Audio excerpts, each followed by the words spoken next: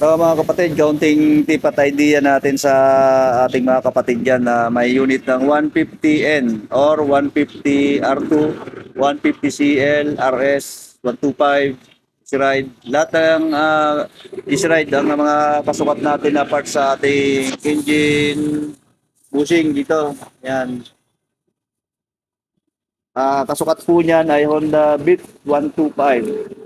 Yan, kasya. Kasya po ang Honda Click 125. Version 1, B2, B3. Yan, kasya po yan. Pati pang PCX 150 at 160. BTFI, yun, kasya siya. So, ayun po yun yung kanyang part number ito. Yan, ito po ang part number na ating engine bushing hanger. So, yan ay palit na po natin ito. Ito na yung luma. Kinabit na natin yung bago. Yan, ang may-ari, yan, si Master Siranico. Shout out. Tapos si Master Tonton ang gumawa. Ayun, shout out kay Master Tonton. Siya nagbaklas nito kasi tayo nagkabit lang ng bushing. Tipat idea lang yan mga kapatid.